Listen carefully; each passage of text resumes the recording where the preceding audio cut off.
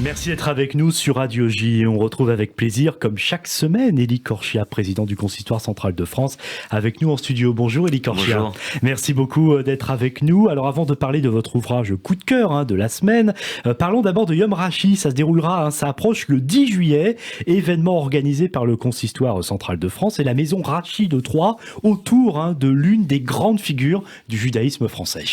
Exactement. C'est dans un mois pile. C'est le 10 juillet. Nous sommes le 10 juin, vendredi 10 juin. Et c'est dans un mois pile, dimanche 10 juillet, qu'aura lieu ce grand événement de la communauté juive française. J'avais souhaité, après mon élection, qu'il puisse y avoir un gros moment dans l'année, qui puisse réunir la communauté juive, des enfants aux adolescents, jusqu'aux adultes de notre âge ou aux personnes plus âgées, et que tout le monde puisse se retrouver autour de ce que porte le judaïsme français, cette vitalité qui ne date pas de 200 ans seulement, avec la création du consistoire en 1808, mais qui date de bien avant. Et quel symbole, quelle meilleure figure tutélaire pour prendre racine dans cette grande journée que la figure de Rachi, qui vivait il y a près de 1000 ans, à Troyes, en Champagne, et qui est le plus grand commentateur de la Bible, de la Torah, du Talmud. Donc nous le ferons à Troyes avec la maison Rachi, avec beaucoup de partenaires. Les grandes fondations, les associations vont nous soutenir pour cette magnifique journée. Vous savez, j'ai l'habitude de dire que depuis ces quelques mois où j'ai pris la présidence du Consistoire de France, j'interviens malheureusement la plupart du temps pour commémorer des nouvelles un peu difficiles. La Shoah, les attentats, les crimes que l'on peut connaître, ou les agressions, la hausse de l'antisémitisme qu'on a pu connaître en France, sans même parler des attaques parfois contre la laïcité à la française et à ce qui fait le maintien de nos rites et de nos traditions.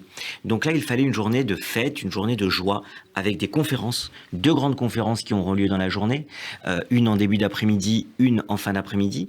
De Rachi à nos jours, le génie du judaïsme français, avec le grand rabbin de France, avec beaucoup de femmes et d'hommes qui réfléchissent à ces questions, des historiens, des historiennes, des chercheurs, des journalistes.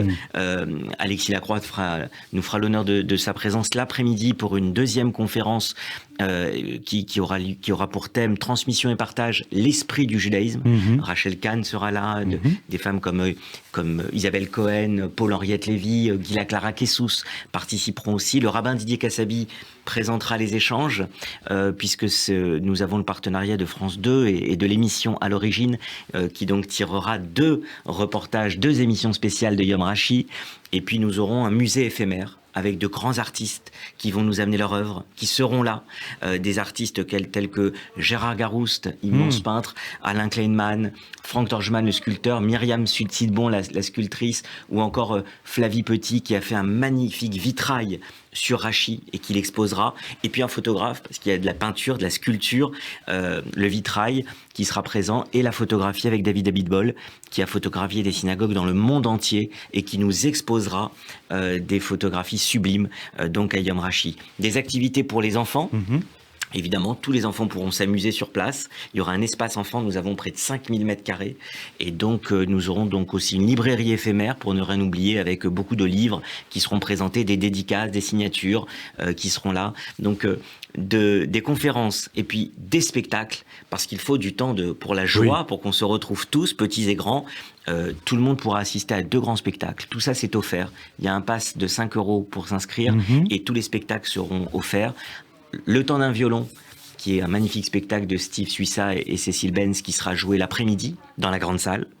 Et puis le soir à 20h, nous nous retrouverons tous avec un one-man show spécial de Michel Boujna, Les Adieux des Magnifiques, avec un one-man show de Michel Boujna que je remercie beaucoup, parce que grâce à Steve Suissa, qui nous a beaucoup aidé dans la mise en scène, l'orchestration de cette grande journée du judaïsme français, eh bien Michel Boujna a accepté de venir exprès ce jour-là pour jouer son spectacle, qui permettra de clôturer magnifiquement bien cette journée de Yom Rachi. Ouais, donc ce sera effectivement le 10 juillet, Yom Rachi. Est-ce qu'il est possible là de s'inscrire Tout à fait. D'accord. Vous pouvez d'ores et déjà aller sur Internet avec la maison Rachi de Troyes. Donc nous avons déjà tout mis. Ce sera aussi sur les informations du Consistoire de France.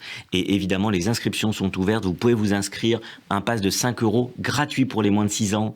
Et tout le monde peut venir. Et il y aura dans certaines communautés, je pense à Levallois, je pense à Neuilly, je pense à d'autres villes qui vont être partenaires. Il y aura des cars, renseignez-vous aussi dans certaines communautés, on aura des cars qui partiront. Et puis un dernier mot, je veux que la jeunesse soit mobilisée pour cet événement. Et donc, avec mes amis qui sont dans les différents consistoires, nous allons aussi travailler pour que beaucoup de jeunes puissent être invités à passer une journée de joie, de connaissance et de plaisir pour cette grande journée du judaïsme français le 10 juillet. Vous êtes très fiers de la présenter et ça fait plaisir. Yom Rashi, donc le 10 juillet, notez-le dans vos agendas. Et puis évoquons maintenant l'ouvrage que vous avez choisi pour nos auditrices et auditeurs. C'est Juive et républicaine, l'école maïmonide de Joseph Voignac. C'est aux éditions de l'Antilope.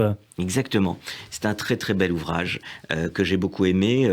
Joseph Voignac est un jeune, ancien élève de Maïmonide qui travaille dans le domaine de l'histoire et qui s'est passionné effectivement à bon escient pour l'histoire de l'école Maïmonide. Premier établissement juif secondaire créé en France en 1935 grâce au consistoire à l'époque, avant que 3 ans plus tard, le baron de Rothschild, grande figure du judaïsme français et de l'institution consistoriale, mettent à disposition de l'école un hôtel particulier à Boulogne-Billancourt, qui aujourd'hui, avec les agrandissements que l'on connaît, permet d'accueillir près de 1500 élèves. À l'époque, on a une centaine d'élèves. Et puis ensuite, il y a la Seconde Guerre mondiale qui va bouleverser tous les équilibres, faire que l'école, évidemment, va devoir complètement être fermée, avec Marcus Kohn, qui va, à l'époque, donc quitter l'école, cette période de la Seconde Guerre mondiale extrêmement dure. Et puis ensuite, après la Seconde Guerre mondiale, il explique combien l'école se restructure, une école faite de rescapés finalement. Et puis il rend un très bel hommage à ces figures donc qui ont permis à l'école d'avoir des grands pédagogues. Marcus Kohn, Théo Dreyfus après la guerre, ensuite après l'arrivée des Juifs d'Afrique du Nord, comment l'école se bouleverse, parce que l'école juive en France et la communauté juive en France se bouleverse avec l'arrivée des Juifs d'Afrique du Nord, près de 200 000 personnes qui vont arriver et qui vont faire une revitalisation de la communauté juive française. Il rend hommage à tous ces enseignants, tous ces pédagogues.